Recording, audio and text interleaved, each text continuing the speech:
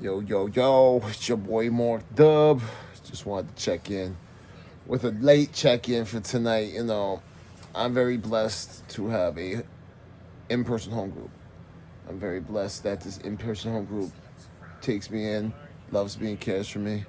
Blessed to be laying next to my son, even though he should be sleeping right now. I'm very blessed. But I want to talk about H&Is right now. Hospitals and institutions. The fourth Wednesday of every month, my in-person home group does an H&I. We go to Arms Acres and we do an outpatient program. We fellowship at Fiddlers Green, where we go and get the burger of the month. The burger of the month this month was again a stout burger, and I don't do anything that has to do with any beer, especially Guinness, because I was a Guinness drinker. But I go with my go-to burger. My go-to burger is the bacon cheeseburger with cheddar cheese and caramelized onions, no pickles, and sweet potato fries. That's one of my favorite burgers. I'm so grateful. If you ever come around this way and you want to just hang out and for the day, we'll go out and get a burger, like $20. That includes tip. 7 of us ate. The bill was like 120. Everyone throw $20 in, covered everything. Drinks included too with that. Had my ginger ale. But anyway, back to the H&I. So normally we go up the fourth Wednesday every month. Normally I talk to the men's unit, and tonight it was a change in pace, changes been the topic all day. And I didn't go to the men's meeting. I did the women's unit, and I'm not gonna lie, I was nervous, I was scared, I was not myself. I was scared. I was fearful. I didn't know what to expect. But I'll tell you one thing. Fear is a mile wide, no mile long, but it's 2 inches thick. And when I did it, afterwards I felt amazingly doing it. Want to say hi? Hi. That's my autistic son, just in case you wanted to know. Back to what I was saying. So I was speaking, and I went with a brother of mine. I'll keep his head in the just say a brother of mine. And we went in there with the intentions of speaking 10, 15 minutes each, and then opening it up for questions. This is what we did. I might have went a little long because I had a lot to say, but I think I got the message across. I talked about my past, finding my father dead, having to go here, April Fool's, your dad's dead, God doesn't make mistakes. I talked a little bit about this new spiritual awakening I had just recently about love and hate. I talked about my ego not being my ego, and my ego not knowing any truths, ego edging God out. I talked about, doing the 90 and 90, how important it is to find yourself an in-person or an online group, but more importantly, to find a sponsor, somebody to work through. I talked about sponsorship, and if you're not comfortable with your sponsor, you can easily break up with them. This is not a committed relation. This is not a marriage. It's what you think. You find somebody that has what you want, and you're willing to do what they do, right? That's what this program taught me. You want what we have, do what we do. So we talked about sponsorship. I shouted out midnight, and since I was in the ladies' room, I told them that midnight has a ladies' meeting, and there was 2 ladies that are actually getting discharged. I believe they said this week, if not this week, next week, whatever they said. Yes. But I told them jump on Zoom, get the Everything AA app, and that app's been a blessing for me in so many ways. I talked about the spiritual toolkit app, which is where I do my gratitude list. I talked about, spirit, strength, and hope. And then my brother talked about, his spirit, strength, and hope. And then we opened it up, and the questions were fantastic. A couple of girls shared, went around. One girl they identified because she found her father dead when she was younger. I also talked about, taking the me, taking the M and turning it upside down and making it a we program. That's huge to me. I talked to them about the word we is found 2,004 times. 2,004 times in the first 164 pages of the big book. I touched base on step 1 a little bit. We were powerless over alcohol and our lives had become unmanageable.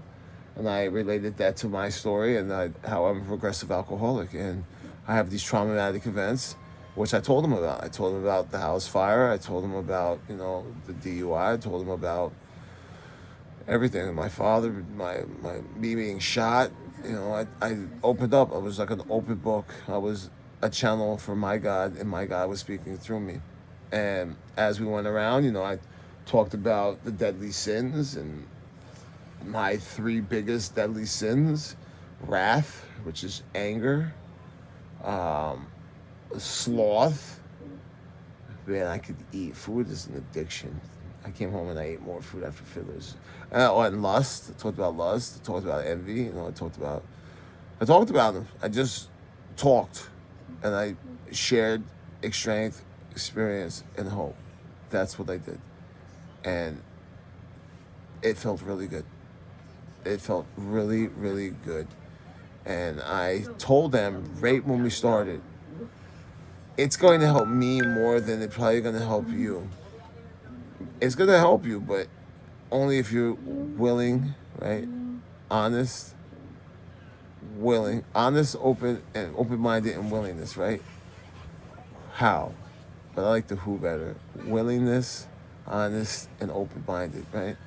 But the only way this program works is if you work it. It works when you work it. Roll up your sleeves and do action. We talked about faith without works is dead, as the book says. And I always throw in willingness without action is fantasy. You know how many times you want something, but you didn't do the work. You didn't get it. It's just fantasy. It was a very, very good meeting. And I felt so good after we were done.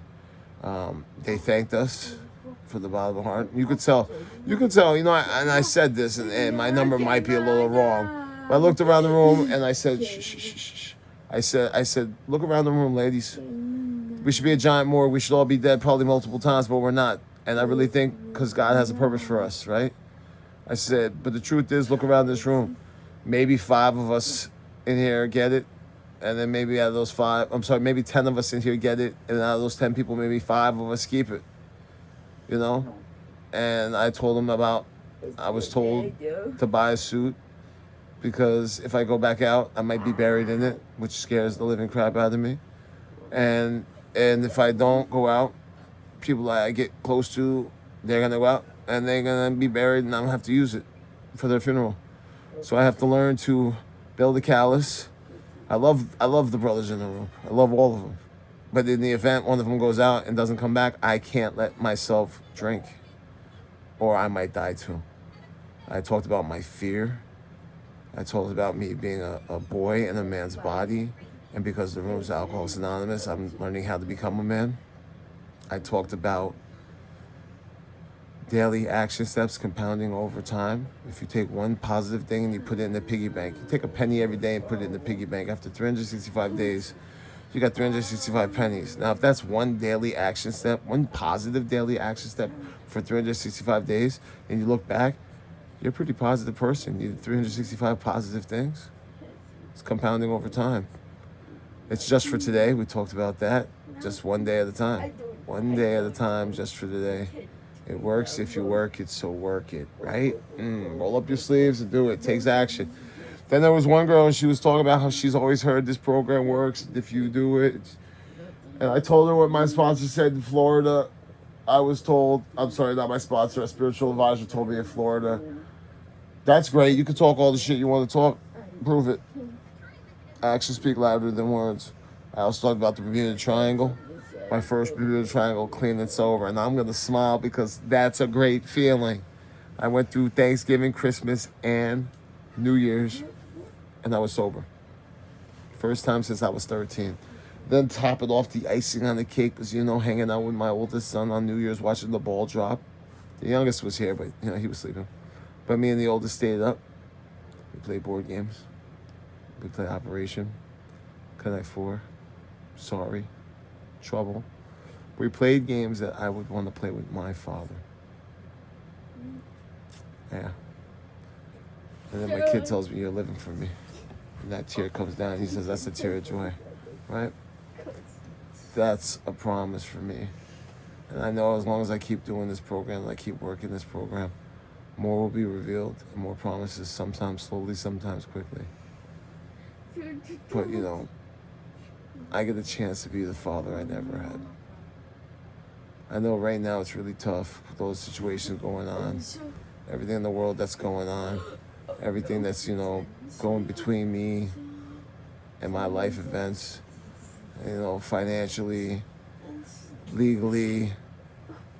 But I'm probably the happiest I've ever been. I'm excited for my future, which I can't say. The last time I felt this excited for my future was when I found out I was going to college to play ball, and then I got shot and lost that. So that wasn't even close to what I'm feeling right now. I'm excited for what my future holds. I know I can't future trip, and I don't know what's going to happen a month, 2 months, 3 months from now, but I do know if I keep working this program and I continue to be rigorously honest and I keep being moral and thorough and fearless, I will have a better life.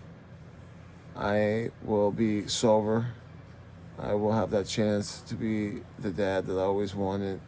And I know I need to be doing more. We could always say we could be doing more. I don't like should, would, and coulds, but, I should be doing more. I'm doing what I can right now with what I got. Nobody knows or ever sees what's going on upstairs in my head. Nobody sees the pain, the struggle, the suffering that we go through in our own head. But there's a commonality, right? Is that the right word? Really, dude? I heard that.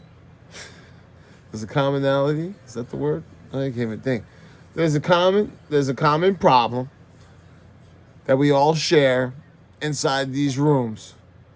And it's the ism of either alcohol or whatever your drug of choice may be.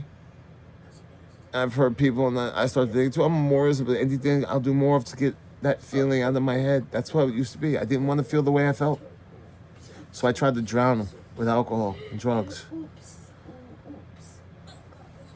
And now I feel my feelings. And I get it. Feelings aren't facts. Feelings will pass. Some are good, some are bad. And the mixed emotion ones I get strung on. But with the tools I'm learning in this program, I'm learning that, to pause, pray, process, proceed. I'm learning how to stitch up myself. I'm learning how to say I don't know. I'm learning how to ask for help. And not only am I learning how to ask for help, I'm learning to receive the help. I talked about that too tonight. I said, I come from an era where men don't cry. We cry in the shower, we cry in the rain. Lace up your boots. I was told that all the time. Man up, right? I also told them, if somebody tells you can't do something, don't listen to them. Just because they can't do it, they want to make it seem like you can't do it. I even told my son, if I tell you can't do something, don't listen to me.